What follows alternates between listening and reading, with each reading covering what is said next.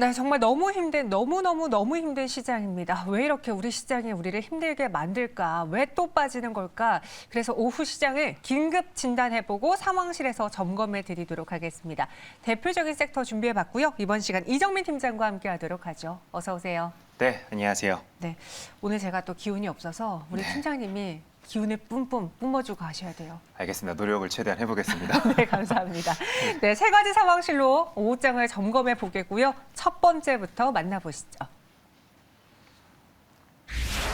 힘못 쓰는 대장주, SK하이닉스 그리고 뭐 삼성전자도 그렇습니다. 오늘 이게 보니까 필라델피아 반도체 지수가 하락하면서 또 간밤에 나스닥 지수가 하락하면서 빠지는 건데 그 배경을 좀 정리를 해볼게요. 네, 이제 미국 상원 이제 법사위에서 대형 인터넷 플랫폼 기업들을 규제하는 법안이 이제 승인됐다는 소식이 전해지면서 일단 나스닥 시장 자체가 어제 굉장히 큰 폭의 이제 하락률을 좀 기록을 했습니다. 장중 한때 2%까지 상승했던 주가가 그러니까요. 이제 장 마감 때 마이너스 1%대로 끝났기 때문에 장중에 그 변동폭이 3% 가까이나 됐다고 우리 시청자 여러분들께 좀 말씀을 드리겠습니다. 이렇게 지수가 3% 정도 하락을 했다라면은 보통 폭락이라고 표현해도 이상하지 않기 때문에 특히나 나스닥 시장에 영향을 많이 받는 국내 증시 같은 경우에는 오늘 이렇게 어제 큰 폭의 상승이 나왔지만 그 상승분을 그대로 고스란히 좀 반납하는 지금 현재 모습이 좀 나오고 있다라고 좀 말씀을 드리겠고요. 나스닥이 이렇게 폭락하다 보니까 특히 기술주들의 하락세가 좀 두드러졌었습니다.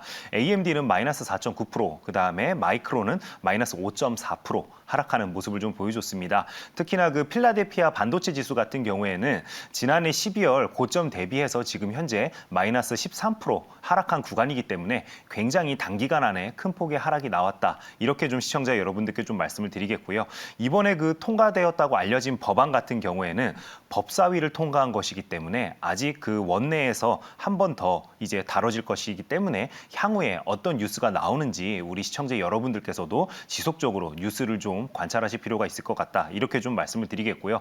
이렇게 좀 안 좋은 이야기가 나왔다라면은 또 긍정적인 부분에 대해서도 우리가 좀 생각을 해봐야 될 텐데 지금 현재 이 법안을 반대하는 상원 의원들 같은 경우에는 지금 현재 미국 내 자국 기업들만 제재를 받을 가능성이 굉장히 높다라고 우려를 하고 있습니다. 특히나 지금 미국에서 가장 떠오르는 플랫폼 SNS 중에 하나가 바로 틱톡이죠. 근데 틱톡 같은 경우에는 미국 기업이 아니다 보니까 이런 법망을 피해갈 수 있기 때문에 오히려 자국 기업들에게 족쇄만 채울 수도 있는 이제 우려가 있다. 이런 의견도 있다라는 점 알아두시길 바랍니다. 네, 아직 이제 규제 법안이 승인된 것이 통과가 된 것이 아니기 때문에 남아 있는 상황이고 그럼 여기서 궁금한 게요. 이 인터넷 규제 그리고 넷플릭스의 실적 부진은 어떻게 보면 그냥 그들만의 이야기인 것 같고 근데 또 러시아와 계속 이렇게 분쟁 뭔가 잡음이 있으면은 반도체 시장에도 타격을 받을 것 같고 단기로 봐야 되는 악재인지가 그들만의 악재인지 전 세계적으로 영향을 미쳐야 되는 악재인지 어떻게 평가하는 게 좋을까요? 네, 일단은 오늘 이제 제가 방금 말씀드린 해당 법안과 관련되어서는 이미 시장이 충분히 반영을 했다라고 해석을 하는 게 맞을 것 같습니다. 지금 안 그래도 미국 시장이나 우리나라 시장이나 똑같이 워낙 많이 빠졌기 때문에 투심 자체가 약화가 되어 있습니다. 많이 안 좋기 때문에 이런 식으로 악재성 뉴스가 나오자마자 시장이 좀 더 예민하게 반응을 했다. 이렇게 좀 생각을 하시면 될 것 같고요. 그리고 제가 시청자 여러분들께 또 한 가지 좀 말씀을 드릴 부분은 어제 이제 나스닥 시장만 본다라면은 미국 시간으로는 오후 시장 때의 폭락세가 연출이 됐습니다. 한마디로 이 법안뿐만 아니라 추가적으로 더해지는 트리거 사건이 좀 있었다라고 보는 게 맞을 것 같은데요. 바이든 대통령이 이제 취임 1주년 기자회견을 열었습니다. 여기서 이제 또 중요한 발언 한 가지를 했는데요. 바로 연방준비제도는 이제 물가를 잡는 게 최우선시 돼야 된다라는 식의 이제 발언이 나왔습니다. 그러다 보니까 시장이 이 뉴스를 듣자마자 이제 큰 폭으로 하락을 했다라는 부분을 우리가 염려를 해봐야 될 것 같습니다. 아무래도 시장에서는 여전히 돈을 걷어들이는 이제 그런 부분에 대해서 굉장히 좀 민감하게 반응을 하고 있다라고 좀 생각이 되고요. 특히나 여기서 좀 아쉬운 부분은 바이든 대통령도 어쨌든 정치인이기 때문에 발언을 하는 데 있어서 타이밍이 가장 중요한데 시장에 이런 식으로 좀 영향을 미칠 만한 발언들은 좀 자제를 하는 게 맞지 않았을까 하는 좀 아쉬움이 있고요. 그러다 보니까 바이든 대통령의 재선 지지율이 20%대밖에 나오지 않는다는 부분도 우리가 한번 좀 포인트로 좀 찝어봐야 될 부분이 될 것 같습니다. 단순히 인터넷 법안 문제가 아니라 이 바이든 대통령의 발언, 좀 매파적인 발언 때문에 시장이 오후장에 폭락을 보였고 그로 인해 나스닥의 조정에 대한 이야기까지 나오고 있는 상황입니다. 그런데 우리 또 알잖아요. 연초에는 반도체 이야기가 좀 많이 나왔고 그렇죠. 네. 올해는 또 반도체 기대를 해봐도 좋을 거다라는 증권사의 리포트. KB증권에서는 마침 또 SK하이닉스의 목표 주가를 14만 원에서 16만 원으로 상향을 했거든요. 혼란스럽습니다.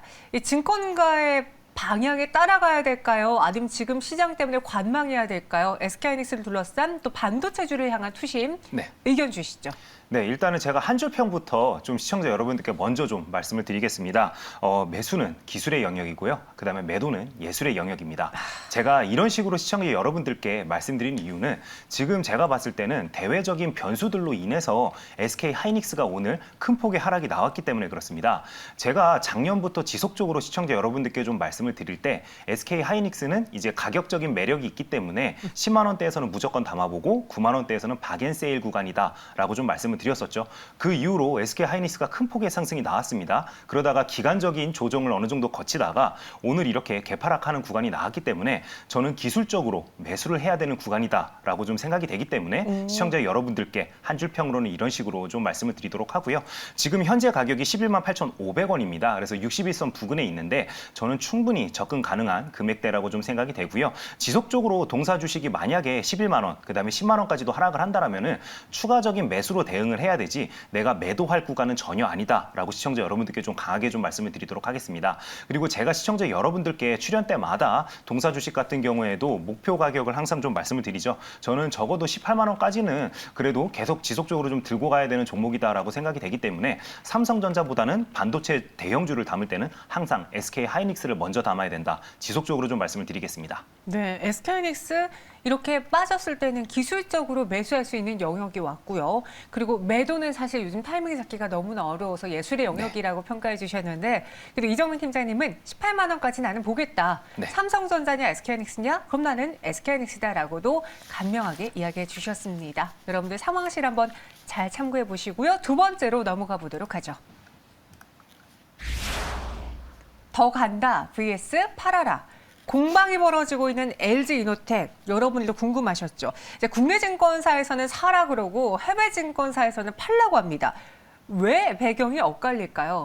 네, 일단은 그 양대 그 증권사들의 어떻게 보면은 바라보는 시각이 조금 다르다는 부분을 우리가 좀 기억을 할 필요가 있을 것 같습니다. 특히나 국내 이제 그 증권사들 같은 경우에는 아이폰 신제품들의 그 화소수가 계속 증가하고 있다는 부분에 포커스를 좀 많이 맞춘 것 같습니다. 화소수 자체가 증가한다는 부분은 그만큼 고성능 모듈을 쓰기 때문에 이제 마진이 좋아진다라는 장점이 있겠죠. 그다음에 테슬라 그 전장용 카메라 납품 가능성에 대해서도 지속적으로 좀 긍정적인 시그널을 좀 이제 우리나라 국내 증권사들은 좀 보고 있는 부분이고요. 그다음에 골드만삭스를 비롯한 해외 증권사들 같은 경우에는 트리플 카메라와 TOF 모듈이 경쟁이 점차 격화될 수밖에 없는 시장 상황이다라고 일단은 좀 평가를 하고 있는 것 같습니다. 그다음에 두 번째로는 단기간에 많이 오른 주가에 좀 주목을 하고 있다 보니까 이런 식으로 이제 코멘트가 좀 갈리는 게 아닐까 저는 좀 이렇게 생각이 됩니다. 그다음에 이제 외국계 증권사가 그럼 이렇게 네거티브한 의견들을 계속 내는데 저는 일정 부분 좀 어느 정도는 좀 의견이 이제 좀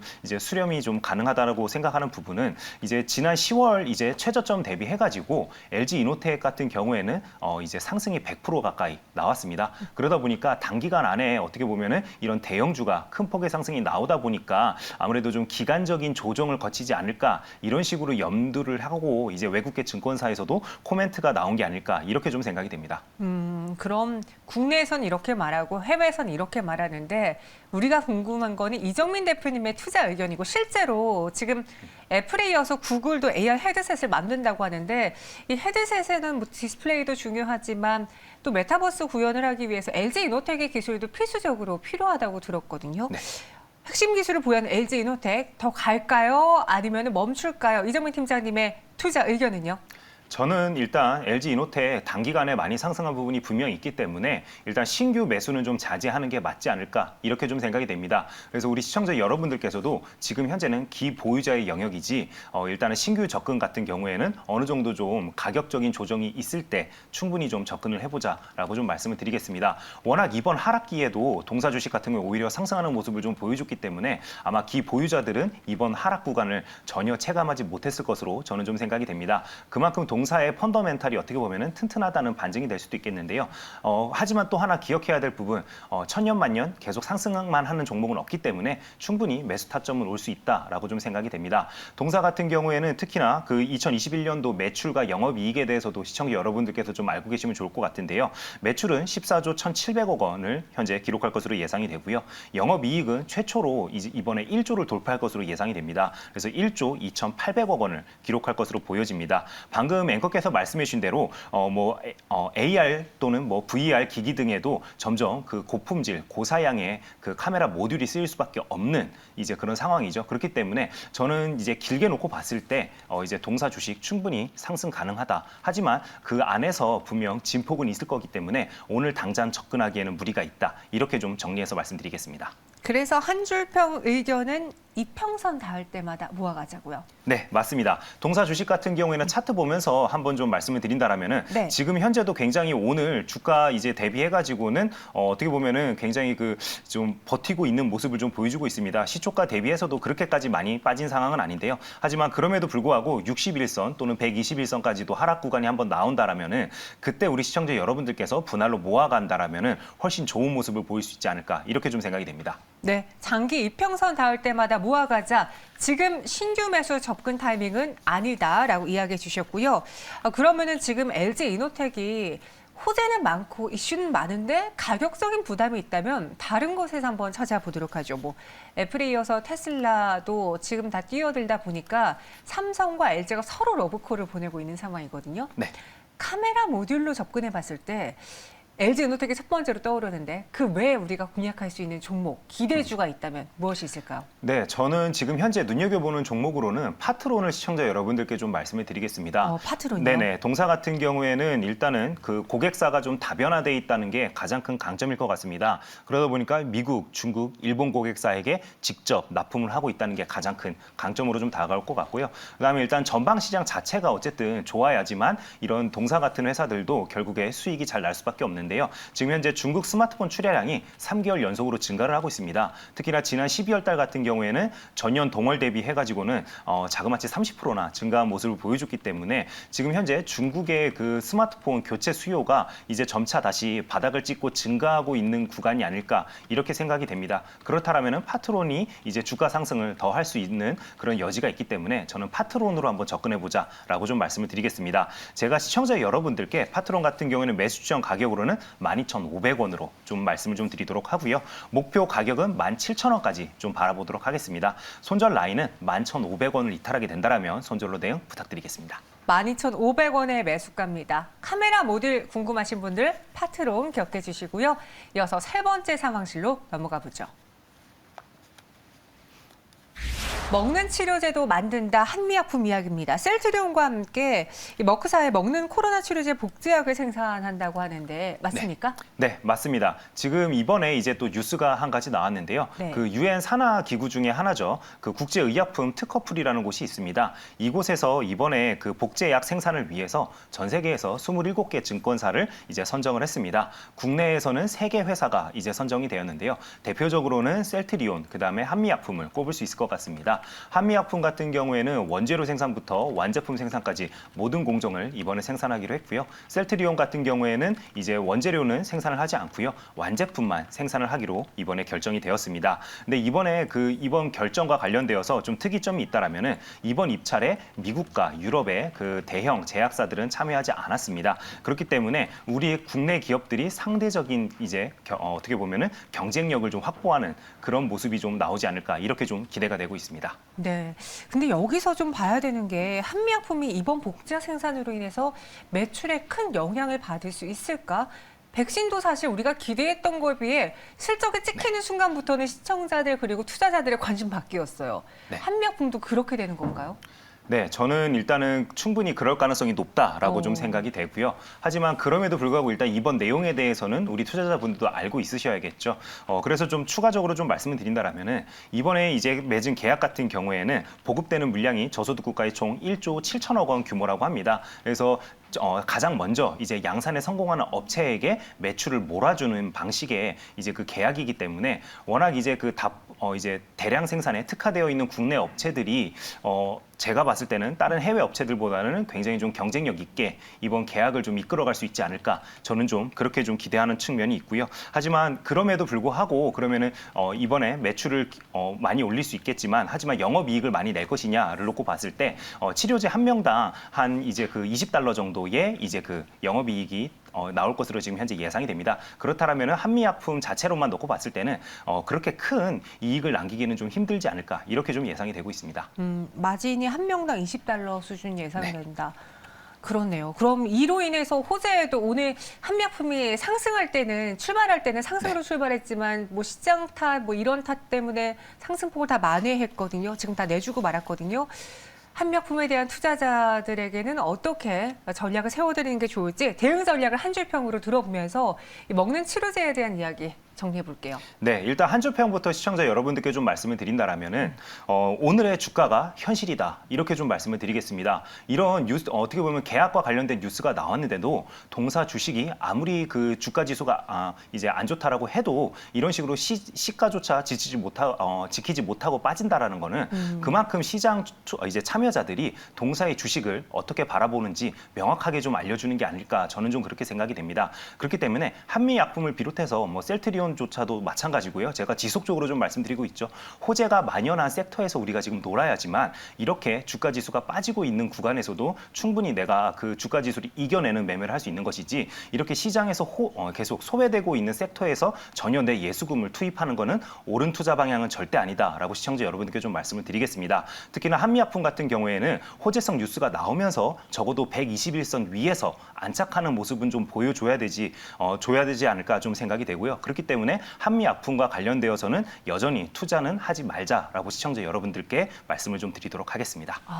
마지막에 한미약품은 투자하지 말자라고 딱 의견을 네. 말씀해 주셔서 귀에 와닿았습니다. 한미약품을 오늘 매수할까 고민하셨던 분들이라면 잘 참고해 보시고요. 역시 뭐 투자 판단은 여러분들의 책임을 따르는 것이지만 이정민 팀장님의 의견도 잘 참고해 주시기 바라겠습니다. 오늘 자세한 상황 설명 고맙습니다. 네, 감사합니다.